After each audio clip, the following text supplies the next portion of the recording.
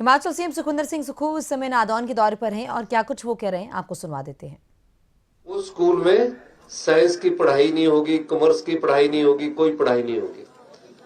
हमारी सरकार ने फैसला किया कि जो पिछली भारतीय जनता पार्टी की सरकार ने बिना नियुक्तियों के लेक्चरर की, टीजीटी की, आर्ट्स की, जेवीटी की जो 600 स्कूल खोले हैं, इन स्कूलों को तब तक नहीं खोला जाएगा जब तक कि हम उसमें जो शिक्षक है उनकी नियुक्ति न कर दें।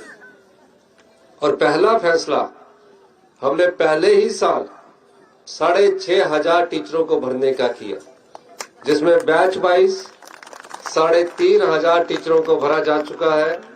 और बाकी टीचरों का, क्योंकि राज्य चयन आयोग को हमने भंग किया था, उसमें से पेपर बिकते थे, और अब राज्य चयन आयोग से उन भर्तियों की प्रक्रिया शुरू होने जा रही है।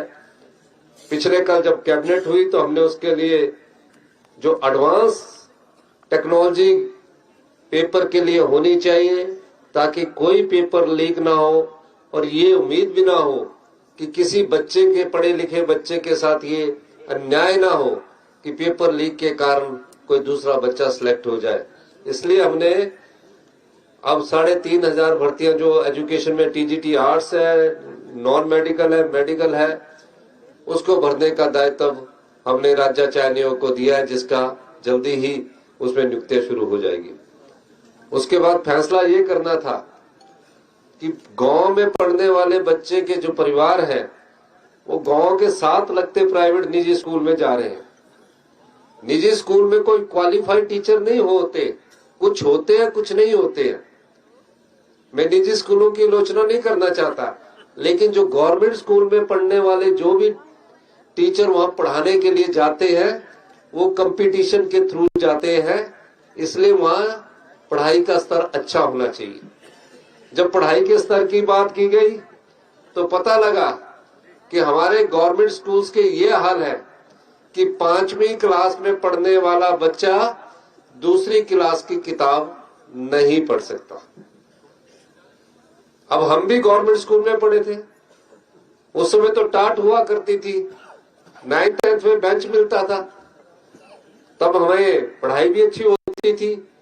तो हमने कारण जानने की कोशिश की, और जब कारण पता लगा कि कहीं ना कहीं हमारे जो शिक्षक है और बच्चों में कहीं ना कहीं कोई कमी है, और पूरे हिंदुस्तान का जब गुणात्मक शिक्षा का अध्ययन किया गया तो ये पाया गया कि हम पूरे हिंदुस्तान में 21वें स्थान पर पहुंच गए।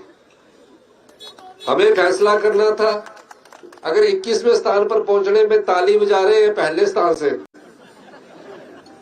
तो क्या होगा? आपको सोचना है कि हम दूसरे तीसरे स्थान थे और 21वें स्थान पर पहुंच गए। हमने फिर एक परिकल्पना की और शिक्षा संस्थानों को कैसे मजबूत किया जाए, इस दृष्टि से हमने फैसले लेने शुरू किए।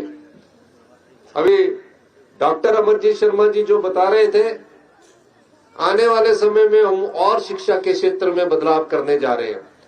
एक महत्वपूर्ण बदलाव जो हम करने जा रहे हैं वो Rajiv Gandhi day boarding school के रूप में हमने किया है। 10 इस प्रकार के Rajiv Gandhi day boarding school पूरे प्रदेश में बनने जा रहे हैं। और ये कोई एक कमरा के लिए विधायक साहब पैसे दे दो, 2 कमरे के लिए पैसे दे दो, डिप्टी डायरेक्टर साहब आते हैं, पंचायत प्रधान आते हैं कि हमारे स्कूल की बिल्डिंग देख लो, इस स्कूल की बिल्डिंग गिरने वाली है। हमने उस सब चीजों को ध्यान में रखकर और बच्चे की जहां मानसिक विकास हो और शारीरिक विकास कैसे करना है, इस दृष्टिकोण से हम इन 10 स्कूलों को खोलने की हमने इस बजट में प्रावधान किया है, जिसमें ज्वाला जी है, पालमपुर है, गगरेट है, ज्वाली है, फतेहपुर है, बड़सर है और गगरेट है। इन सब स्कूलों में या तो शुरू हो गया है या शुरू होने वाला है। ये स्कूल क्या है? इसमें आम परिवार से निकले हुए जो बच्चे होंगे, गांव के परिवेश में रहने वाले जो बच्चे होंगे, उन बच्चों को इन स्कूलों में एडमिशन दिया जाएगा। और उस एडमिशन के माध्यम से वो चाहे नर्सरी क्लास है, एलकेजी है, उसके आगे की जो प्राइमरी सेक्शन है, मिडिल सेक्शन है, हाई सेक्शन है, सेकेंडरी सेक्शन है, एक ही स्कूल में ये सारी पढ़ाई होगी। और उसके साथ ये भी प्रयास किया जाएगा कि जब पढ़ने का वक्त है तो पढ़ा जाए, और दिन में जो खाने का समय होगा वो खाने का जो लंच के लिए भी वो स्कूल के द्वारा बच्चों को उपलब्ध करवाया जाएगा। शाम के समय वो अपने माता पिता के पास अपने घर जा सकते हैं। इस स्कूल में जो ये Rajiv Gandhi day boarding school पूरे प्रदेश में जो बन रहा है, बच्चों की संख्या 750 से लेकर 1000 बच्चों तक रखी गई है। सब में हाई एंड टेक्नोलॉजी होगी। स्कूल में जब बच्चा जाकर ये नहीं देखेगा कि पानी कहीं से लीक हो रहा है, वो देखेगा कि सुंदर स्कूल में जाकर वो पहले अपने आप को पाएगा। वो जो चीज हम पेश करने जा रहे हैं उस प्रकार का स्कूल आने वाले समय में हिमाचल प्रदेश की जनता जब देखेगी, सब लोग ये कहेंगे कि हमने इन स्कूलों में पढ़ना है। और इसको मैं व्यक्तिगत तौर से भी इसमें नजर रख रहा हूं। इसके लिए हम अभी चर्चा का दौर है, अलग से कैडर बनाने जा रहे हैं, अलग से नियुक्तियां करने जा रहे हैं। और निश्चित तौर पर ये बच्चे जब +2 करके निकलेंगे या 10वीं करके निकलेंगे तो उनके मन में एक हौसला होगा, जो भविष्य की चुनौतियों का सामना करने की ताकत ये बच्चे के मन में प्राइमरी शिक्षा से लेकर सेकेंडरी शिक्षा तक उसके मन में होगी। इस दृष्टि से हमारी सरकार ने यह कार्य किया है। यहाँ अभी 6 महीने के अंदर ही फुटबॉल, हॉकी, बास्केटबॉल का ग्राउंड बन जाएगा। और मैंने ये दिशा निर्देश दिए हैं कि 1 साल के अंदर यहाँ हम एलिमेंट्री एजुकेशन को शुरू कर देंगे और उसके बाद इसका सेकंड पार्ट सेकेंडरी एजुकेशन का शुरू करेंगे। बहुत बड़ा ग्राउंड बनेगा, छोटे छोटे बच्चे भी इसमें खेलेंगे, प्ले स्कूल भी होगा।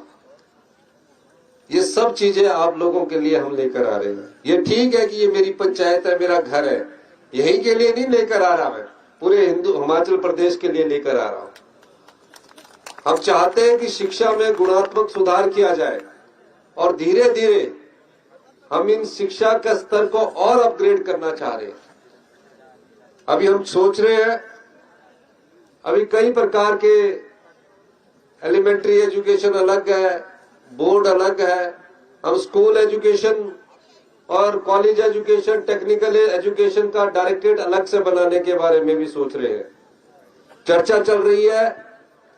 चर्चा के बाद ये देखा जाएगा कि हमने किस दिशा में बढ़ना है और चर्चा के बाद ही फैसला लिया जाएगा। मैं ये भी कहना चाहता हूं कि आने वाले समय में हम ग्रामीण अर्थव्यवस्था को मजबूत करना चाहते हैं। ग्रामीण अर्थव्यवस्था क्या है, इसका बड़े मायने हैं। हम चाहते हैं कि गांव में रहने वाला जो व्यक्ति है उसके हाथ में पैसा कैसे पहुंचे, और उसके हाथ में पैसा पहुंचाने के लिए आपने देखा हमने कई बजट में नीतिगत बदलाव लाया है।